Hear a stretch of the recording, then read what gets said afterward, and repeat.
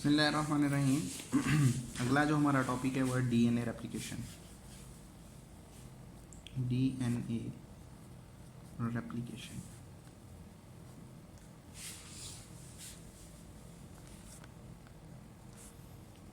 ठीक है। देखिए, रेप्लिकेट का मतलब होता है कॉपी तैयार करना। To produce their copies according to parental strengths, ठीक है। सपोज एक एग्जांपल है छोटी सी कि अगर ये दो स्ट्रैंड आ गए, ठीक है, ये सारे के सारे क्या हैं? पेरेंट। अब इससे कॉपी करवा के आगे एक स्ट्रैंड ये बनाना,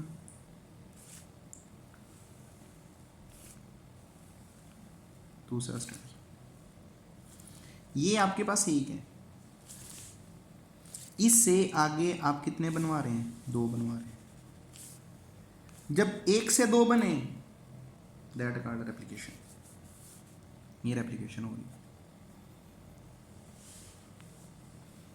इस पूरे फिनोमिना को आपने समझना है कि बेसिकली ये रेप्लिकेशन हो कैसे रही है। और एक बात याद रखिएगा, रेप्लिकेशन होती उस वक्त है जब सेल डिवीजन नहीं होती, ठीक है। सेल डिवीजन का अमल चाहिए और इस सेल डिवीजन के प्रोसेस में जो जेनेटिक इंफॉर्मेशन होती हैं, जो डीएनए स्ट्रैंड्स होते हैं, उन्हें डबल करना होता है ताकि एक सेल में चला जाए, दूसरा दूसरे में चला जाए। ठीक हो गया। अब replication is a process which is take by enzymatically, यानी कि जो रेप्लिकेशन है ये टेक प्लेस होती है, प्रोसीड होती है किसके जरिए से? इंजाइम्स। और ये जितने भी इंजाइम्स होते हैं ये आपको पता ही है किसकी नेचर में होते हैं? प्रोटीन इन नेचर होते हैं। डीएनए रेप्लिकेशन, इसके डिफरेंट स्टेप्स होते हैं। डीएनए रेप्लिकेशन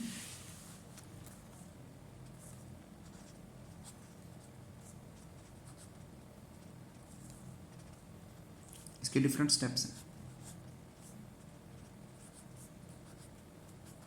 कौन कौन से? सबसे पहले है origin of replication,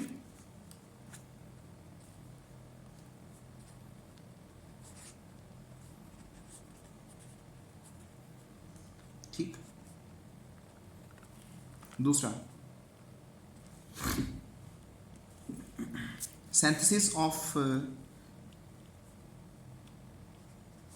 synthesis of newly DNA strand या elongation of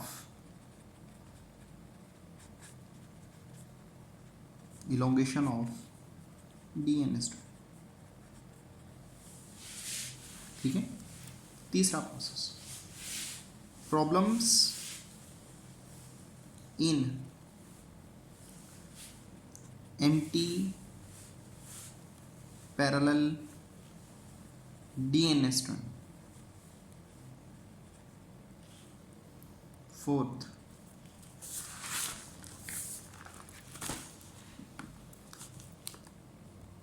RNA primer. Fifth protein assisting the DNA replication. Proteins assisting DNA replication.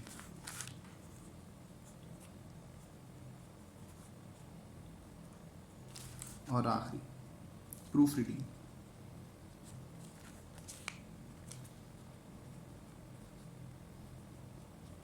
ठीक है, ये डीएनए के डिफरेंट स्टेप्स होते हैं। अब पहला जो उसने स्टेप मेंशन किया है वो ये वाला कि बेसिकली तौर पर ओरिजिन ऑफ रेप्लिकेशन हो कहाँ से रही है। याद रखिएगा डीएनए की जो रेप्लिकेशन होती है वो एक साइड से नहीं होती, डिफरेंट साइड से होती हैं, मोर देन 1000 साइट्स होती हैं इन द यूकैरियोट्स। ठीक है,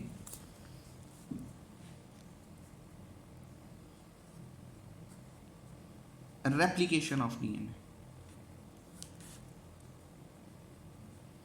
देखिए इसके ओरिजिन की बात कर रहा है, इसका एक जगह से ओरिजिन नहीं होता, इसकी डिफरेंट साइट्स हो सकती हैं, कहीं से भी इसकी डिफरेंट साइट्स हो, यानी कि जो ओरिजिनल डीएनए है उस डीएनए से कहीं से भी रेप्लिकेशन स्टार्ट हो सकती है। उसने कहा जी यूकैरियोट्स के अंदर 1000 से भी ज्यादा साइट्स होती हैं जहां से डीएनए रेप्लिकेट करेगा, और जहां से डीएनए रेप्लिकेट करेगा वहां पर एक बबल बनेगा, that is called replication bubble. ठीक है, अब यहां पर जो बेसिकली तौर पर प्लेस केयर है जहां से डीएनए की रेप्लिकेशन स्टार्ट होनी है वहां पर क्या क्रिएट होगा, एक बबल बनेगा।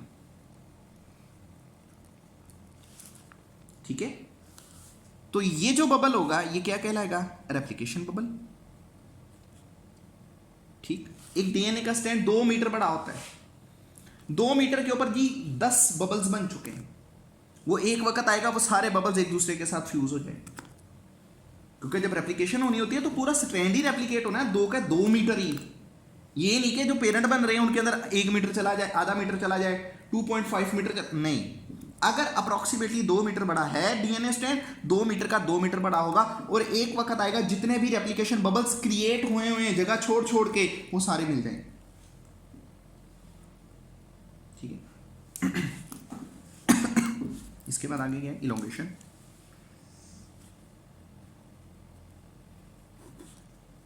अब इलोंगेशन में क्या होता है, ये तो था ओरिजिन। ठीक है, जो इलोंगेशन है इसमें डीएनए नए न्यूक्लियोटाइड्स को ऐड करता है। इलोंगेशन में न्यूली न्यूक्लियोटाइड्स इन्हें ऐड किया जाता है, इनकी एडिशन होती है। अब इनकी एडिशन कैसे होती है, देखें डीएनए की इलोंगेशन में पहली बात तो ये है, जब ओरिजिन क्रिएट किया जाता है तो वहां पर भी कोई ना कोई प्रोटीन्स इस्तेमाल होती हैं, वो प्रोटीन बिहेव करती हैं एज एंजाइम्स। मैंने आपको पहले बताया DNA replication is a enzymatically process होता है ये, तो एंजाइमेटिक ये प्रोसेस होता है। तो यहाँ पर वो ये कह रहे हैं कि जो ओरिजिन होती है इस ओरिजिन्स पे भी जो चीज़ काम कर रही होती है वो बेसिकली क्या है, प्रोटीन्स होती है, क्योंकि प्रोटीन्स बेसिकली तौर पर किसी ना किसी साइट को डिसाइड कर देती हैं यहाँ से कॉपी होना चाहिए। ठीक है, अच्छा अब सिमिलरली इलोंगेशन पे भी एंजाइम्स होते हैं। अब इलोंगेशन पे जो एंजाइम्स होते हैं उसका नाम क्या है, डीएनए पॉलीमरेज।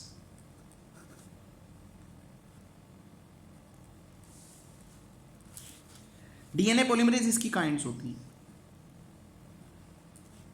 DNA polymerase 1, 2, 3, 4, 5। आपकी बुक में 3 मेंशन है, DNA polymerase 1, 2, 3। DNA polymerase 1 eukaryotes में, प्रोकैरियोट्स में यूज हो रहा है, डीएनए पॉलीमरेज 3 यूकैरियोट्स में यूज हो रहा है। डीएनए पॉलीमरेज 1, 2, 3 इनको फाइंड आउट किया 1957 में। डीएनए पॉलीमरेज इसे सबसे पहले फाइंड आउट किया 1957 में। बंदे का नाम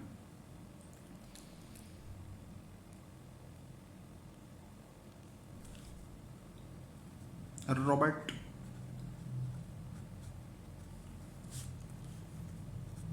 क्लिनबर्ग। इसने सबसे पहले स्टडी किया था। फिर डीएनए पॉलीमरेज 1 को, डीएनए पॉलीमरेज 1 POL, फिर 1970 में इसी का बेटा थॉमस क्लिनबर्ग, थॉमस क्लिनबर्ग, इसने स्टडी किया डीएनए पॉलीमरेज 2 को और 3 को। ठीक है, अब ये डीएनए पॉलीमरेज जो से हैं ये बेसिकली तौर पर डीएनए की इलोंगेशन में किस तरह हेल्प करते हैं। देखें, ये नए से नए न्यूक्लियोटाइड्स की एडिशन करते हैं। अब इनकी जो एडिशन होती है वो डीएनए पॉलीमरेज के वर्क पे होती है। ये यूकैरियोट्स में भी हैं, प्रोकैरियोट्स में भी होती हैं। ठीक है, 1 वाला, लेकिन इसकी स्पीड का फ़र्क, इसका स्पीड की जो मतलब कि इसकी जो रफ्तार है ना, उसका थोड़ा सा फ़र्क होता है। तो अगर हम बात कर ले प्रोकैरियोट्स की, तो प्रोकैरियोट्स के अंदर ये जो डीएनए पॉलीमरेज 1 है, ये एक तो लार्जेस्ट साइज का होता है, ठीक है, और इसकी रफ्तार कितनी होती है, 1000 न्यूक्लियोटाइड्स की एडिशन करता है पर सेकंड।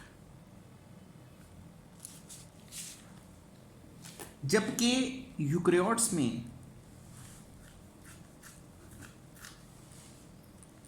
जो डीएनए पॉलीमरेज 3 है, स्मॉल होता है, और इसकी जो स्पीड होती है वो 500 न्यूक्लियोटाइड्स पर सेकंड। इसी बुनियाद पर तो आप ये कहते हो कि जो बैक्टीरिया का डीएनए वो तकसीम हो जाता है कितने में, सॉरी, बैक्टीरिया का पूरा सेल तकसीम हो जाता है कितने में, 20 मिनट। इसको इतना टाइम कैसे लग रहा है, क्योंकि इसका ये बहुत अच्छा है। जबकि हमारा सेल, एक सोमैटिक सेल तकसीम होने में कितना लगाता है, 24 घंटे। ये क्यों लगा रहा है, ये थोड़ा सा सुस्त है। ठीक है, ये आपका होगा क्या, इलोंगेशन ऑफ द डीएनए, क्योंकि इलोंगेट लंबाई के रुख बढ़ रहा है। अब जो तीसरी चीज है, प्रॉब्लम्स।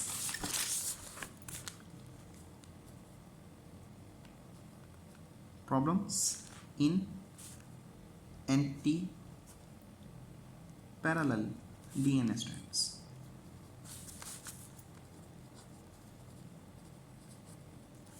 देखिए, आप हमेशा एक बात करते होते हैं, DNA is a double helical structure. ठीक है, डीएनए के 2 स्ट्रैंड होते हैं,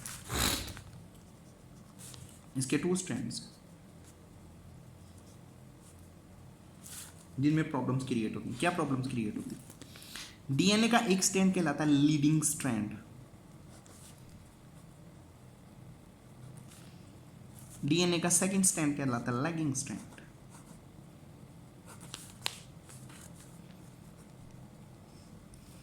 लैग पैच को कहते हैं टुकड़ा,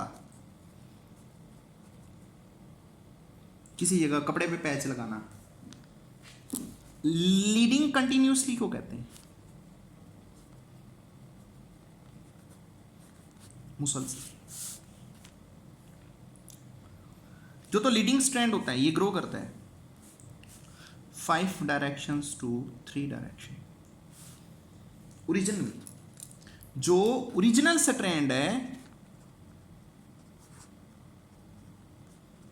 वो 5 डायरेक्शन से 3 पे मूव करेगा, और इसी का जो कॉपी होता है, और ये कॉपी किस पे करेगा, कॉपी उल्टा करेगा 3 to 5 डायरेक्शन।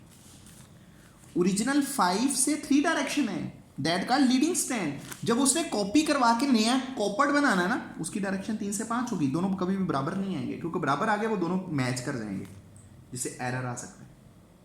अच्छा, फिर अगली चीज, लैगिंग स्ट्रैंड, ये मूव करता है 3 डायरेक्शंस टू 5 डायरेक्शन। ठीक है, जो इसका ओरिजिनल है, और जिसका कॉपी है वो इसके उलट मूव करेगा 5 direction to 3 direction. Leading stand और लैगिंग स्टैंड में फर्क क्या है, देखें, जो लीडिंग स्टैंड होता है ये मूव करता है, move toward the replication fork हम डायग्राम बनाएंगे तो रेप्लिकेशन एक फॉक बनता है। ट्यूनिंग फॉक आपने देखा होगा, एक वाई शेप होती है। हाँ जी, फिजिक्स के अंदर आप इस्तेमाल करते हैं, लैब के अंदर वो ट्यूनिंग फॉर्क होता है, ठीक है, जिसको रबर बैंड पे आप मारने के बाद उसकी वाइब्रेशंस को चेक करते हैं, ठीक, वो वाली चीज़। तो ये वो स्ट्रैंड होता है जो बेसिकली तौर पर रेप्लिकेट करते हुए कहाँ चला जाता है, रेप्लिकेशन फोर्क की तरफ जाता है, that is called leading strand. और लीडिंग स्ट्रैंड की कबाहत है, ये नए न्यूक्लियोटाइड्स को 5वें एंड पे ऐड करता है, तीसरे एंड पे ऐड ही नहीं करता। ये तीसरे एंड पे नहीं ऐड करता।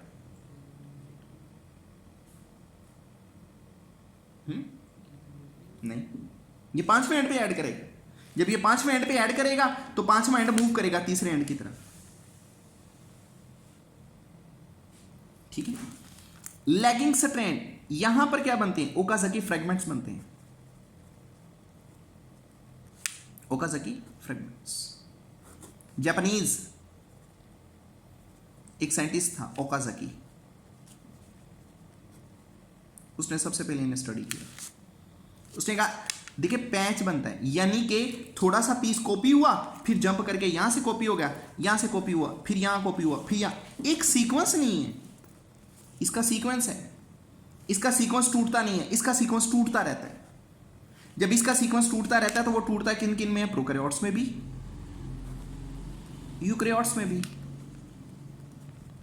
दोनों की बात होगी।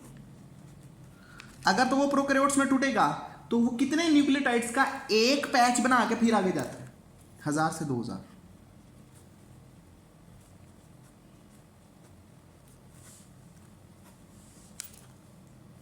अगर यूकैरियोट्स की बात करेंगे 100 से 200।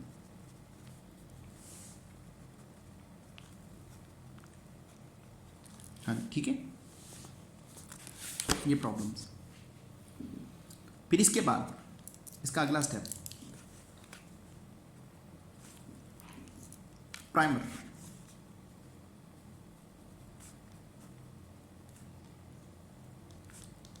देखें डीएनए पॉलीमरेज कभी भी अकेला काम नहीं करता।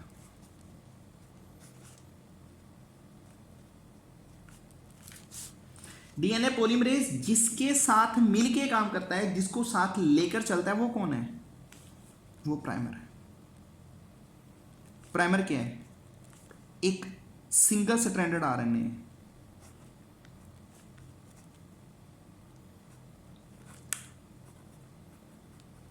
जो किसका बना होता है, 10 न्यूक्लियोटाइड्स का,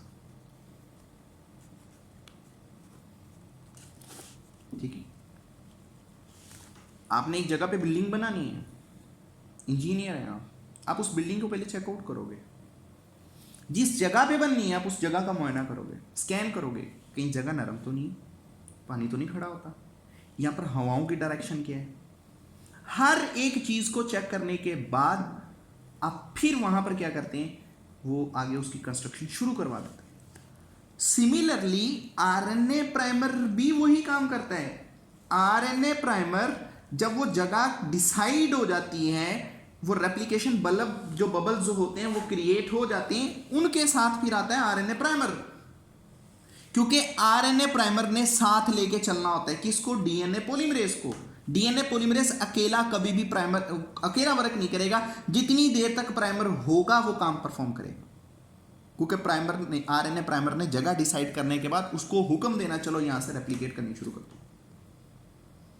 जब वो डीएनए पॉलीमरेज लग गया, आरएनए प्राइमर उतर जाता है, खुद ही उतर जाता है। आरएनए प्राइमर कंसिस्टेड होता है 10 न्यूक्लियोटाइड्स पे, एक शॉर्ट चेन होती है, शॉर्ट स्ट्रेच चेन होती है किसकी, आरएनए की, ठीक है। तो नया न्यूक्लियोटाइड हमेशा जो दूसरा न्यूक्लियोटाइड, दो स्ट्रैंड्स होते हैं, एक कोडिंग एक नॉन कोडिंग, जिसके ऊपर से कॉपी हो रही है वो बेसिकली क्या कहला रहा है, कोडिंग। जो दूसरा होता है वो नॉन सेंस स्ट्रैंड्स होता है, ठीक हो गया। यानी कि कंप्लीमेंट्री स्ट्रैंड होता है जिसके साथ मिलकर काम परफॉर्म किया जा रहा है, वो कंप्लीमेंट्री होता है, जबकि ऑपोजिट जो होता है वो नॉन सेंस होता है, नॉन कोडिंग होता है। अच्छा, यहां तक बात समझ लगी। ये हो गया आरएनए प्राइमर। आरएनए प्राइमर ये जब भी बाइंड होगा, ये एक एंजाइम के जरिए से होता है जिसे हम नाम देते हैं किसका, प्राइमेज एंजाइम का। ये प्राइमेज एंजाइम्स के साथ मिलकर काम परफॉर्म करें, ठीक है। इसके बाद आगे असिस्टिंग प्रोटीन्स। जो प्रोटीन डीएनए की रेप्लिकेशन में हेल्प कर रही होती हैं, बिहेव करती हैं एज अ एंजाइम्स। वो कौन कौन है? DNA polymerase, DNA helicase. ये क्या करते हैं? ये अनवाइंडिंग करते हैं डीएनए की।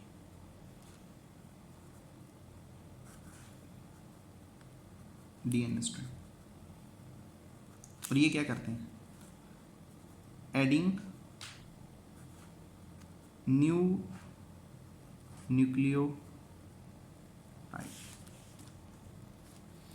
डीएनए लाइगेज, ये ओकाज़की फ्रेगमेंट्स को बाइंड करते हैं।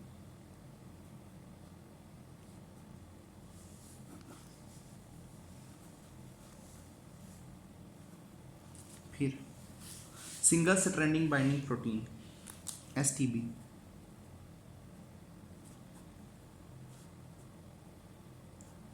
ये अनवाइंड डीएनए स्ट्रैंड्स को स्टेबल करती हैं। Stable unwinding DNA strand.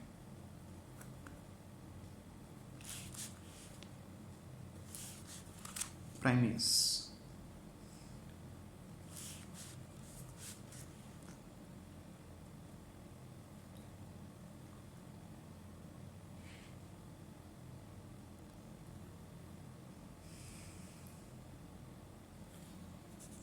ठीक हो गया।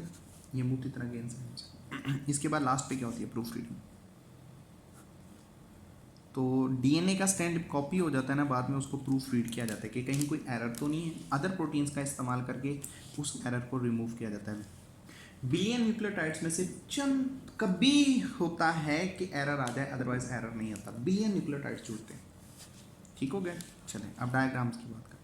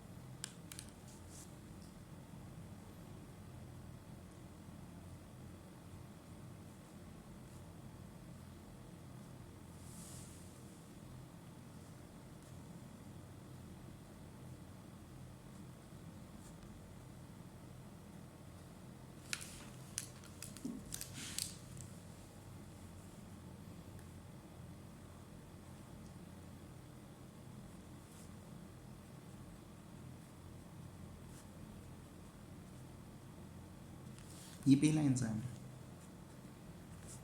डीएनए हेलिकेज, जो बल खोल देगा। ठीक, इनकी स्टेबलाइज के लिए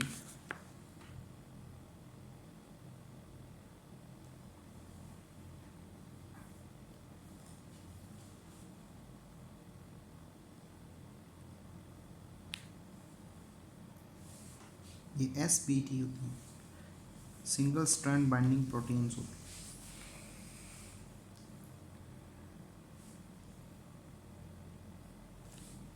ये स्टेबलाइज करती है कि कहीं ये जो खुला हुआ बल है बंद ना हो जाए, दोबारा फिर पहली पोजीशन पे ना आ जाए, ये इसको खोल के रखेंगे। अब एक स्ट्रैंड जो सा होता है वो इस वाली डायरेक्शन से चलना शुरू हो जाता है,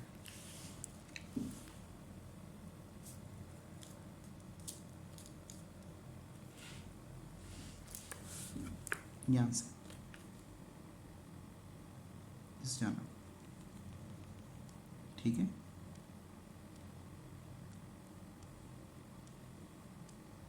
ये ग्रोइंग कर रहा है किस तरह, ये रेप्लिकेशन 4 का अगर आप देखें तो ये ट्यूनिंग 4 की तरह वाई शक्ल बनी हुई है, रेप्लिकेशन 4 ये इसकी जानब आ जाएगा।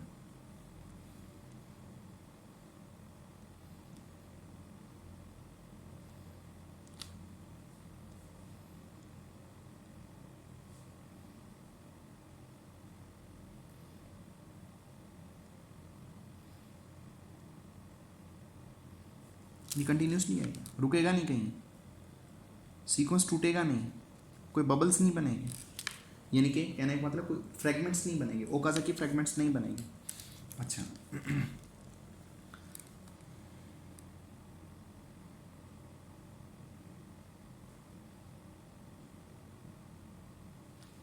ये पहले शुरू में प्राइमर लगा था,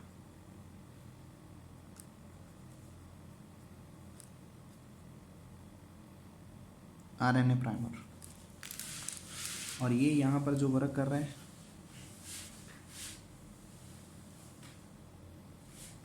वो पॉलीमरेज है,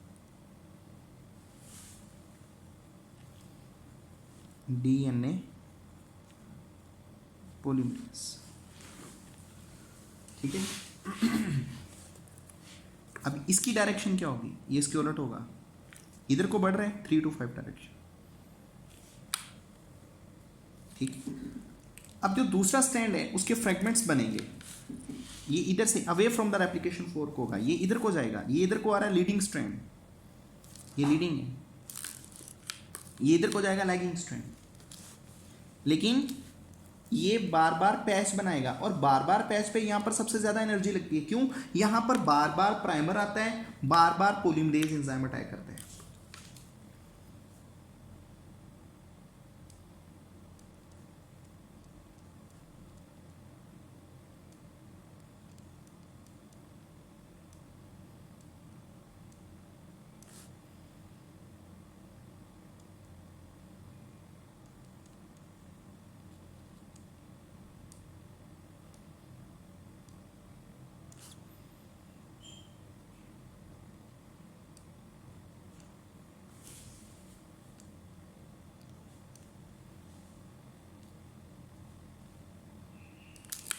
ठीक है। अब देखें ये फ्रेगमेंट्स बन चुके हैं, इन फ्रेगमेंट्स को किसने जोड़ना है, जो यहां पर फ्रेगमेंट बन चुका है आखिर इस गैप को फिल भी तो करना ना, वो DNA हेलिकेज होगा, सॉरी DNA लाइगेज होगा, DNA लाइगेज वो ओकाज़ाकी जो फ्रेगमेंट्स होते हैं उन्हें आपस में जोड़ते हैं। अब यहां पर क्या होगा, एक तो ये कि बार बार कौन आएगा, प्राइमर आएगा, ये प्राइमर है, ये बार बार अटैक करेगा,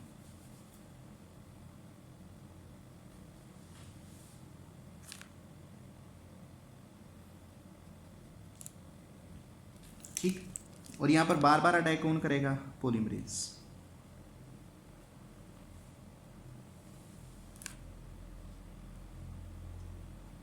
इसलिए यहां पर एनर्जी सबसे ज्यादा लगती है।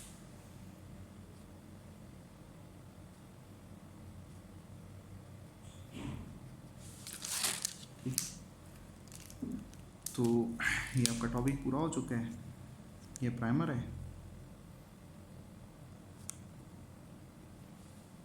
और ये DNA पॉलीमरेज, और ये वाला स्ट्रैंड, और यहाँ पर इनको जो जोड़ेगा, यहाँ पर जो जोड़ेगा वो कौन होगा, लाइगेज।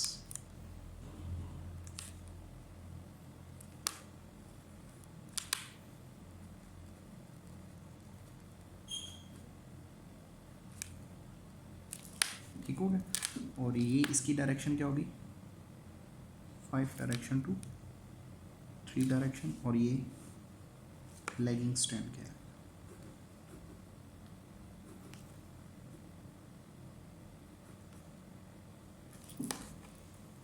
ये डीएनए की रेप्लिकेशन।